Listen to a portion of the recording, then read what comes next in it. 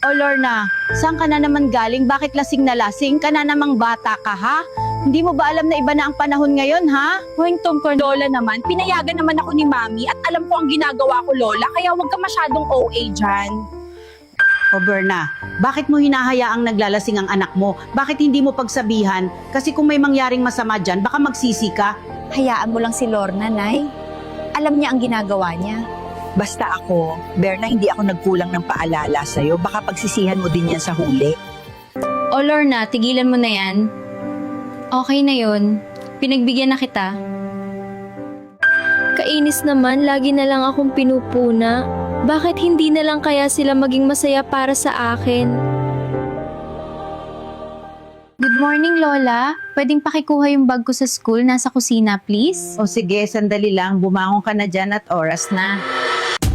Diyos ko. Ano tong nasa bag ng apo ko? Bakit niya ginagawa ito? O Lorna, ano yung nakita ko sa bag mo? Kailan pa Lorna, ha? Umamin ka nga sa akin, adik ka ba? Hindi po, wala po akong ginawa. Anong pinagsasabi mo, Lola? Hindi ako adik? At pwede ba, wag mong pakikilaman ang gamit na hindi naman sayo? O Berna, may nakita ako sa bag ng anak mo at heto lang ang sasabihin ko sa'yo. Adik ang anak mo, Berna. Ang sabi mo, Nay, adik ang anak ko. Hindi adik ang anak ko. Kaya wag mong pagsasalitaan ng anak ko ng ganyan, Nay. Ang oras na sabihan mo pa ng adik ang anak ko, Nay, hindi ako magdadalawang isip na palayasin ka dito. Tandaan mo yan. Ang nakaraan. O Lorna, saan ka na naman galing? Bakit lasing na lasing? Ka na namang bata ka, ha? Sino ang mas pakikinggan? O Berna, bakit mo hinahayaang naglalasing ang anak mo? Sino ang nasa tama? Bakit hindi na lang kaya sila maging masaya para sa akin? Nanay laban sa nanay at magulang laban sa magulang.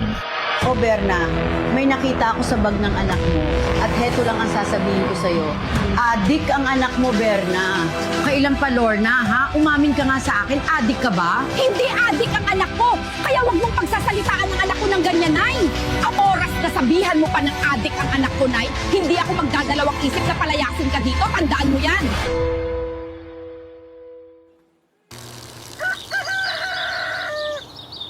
O anak, ang aga mong nakabihis, di ba? Mamaya pa yung birthday ng classmates mo. Ma, excited lang talaga ako.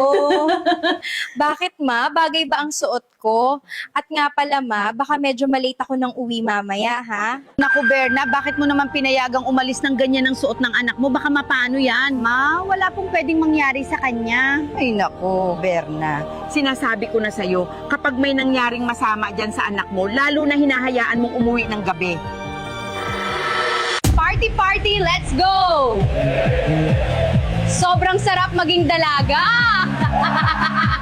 Friend, may yosi ka pa ba dyan? Pengi nga ako yosing. Yosi na kasi ako eh. Meron, kukunin ko lang. Salamat, friend. Yosi na tayo.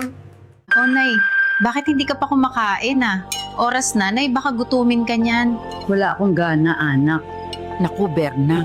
Paano ako gaganahan na kumain kung inaalala ko ang apo ko? Lalo na oras na wala pa din siya. O Lorna, saan ka na naman galing? Bakit lasing na lasing? Ka na namang bata ka, ha?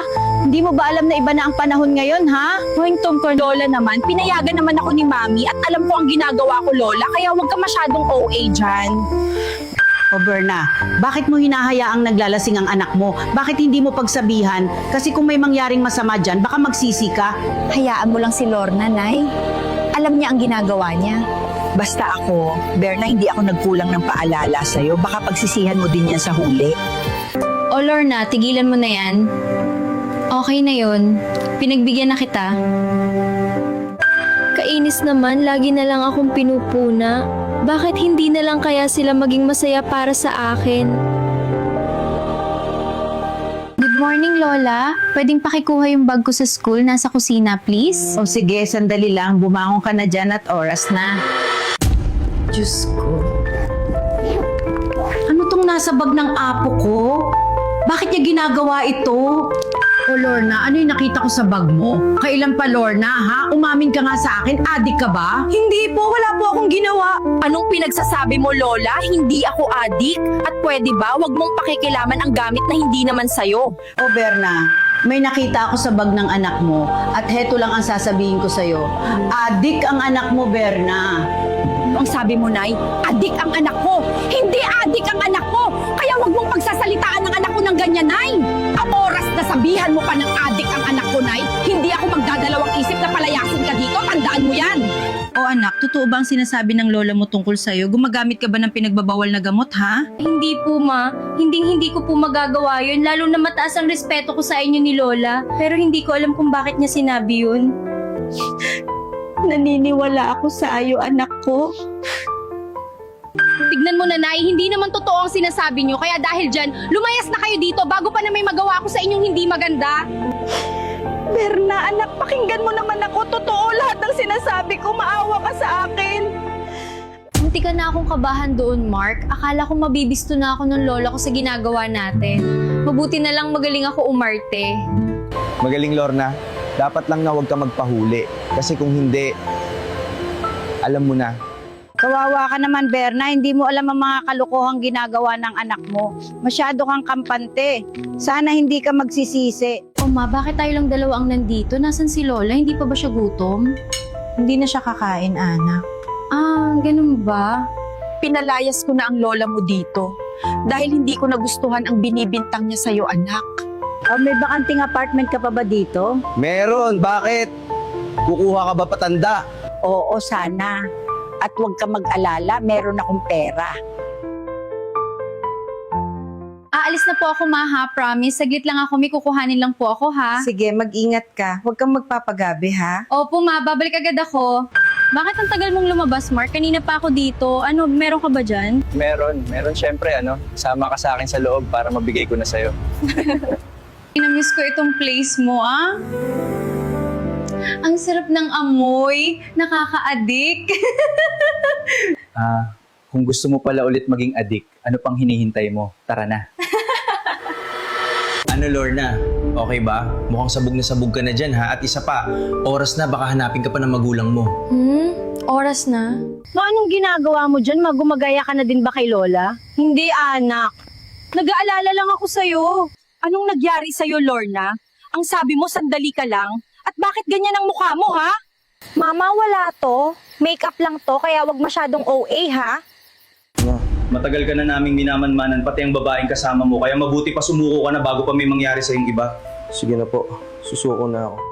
Dito po ba nakatira si alias Lorna? May warrant po kasi siya at kailangan niya sumama sa amin. Dito po siya nakatira. At paanong nagkawarant ang anak ko eh? Inosente pa yun. O Berna, nabalitaan ko ang nangyari. Nasaan ang apo ko? Ano, okay lang ba siya, ha? Nanay, sorry dahil hindi ako nakinig sa'yo sana noon. Sana noon pa lang ay naniwala na ako sa'yo at nakinig sa mga payo mo. Sana mapatawad mo pa ako, nanay ko. Kung noon pa, Lorna, tinigilan mo na yung ginagawa mo, edi sana wala ka sa situation na ito. Sorry po sa inyong dalawa. Sana mapatawad niyo pa ako sa mga kasalanan ko sa inyo.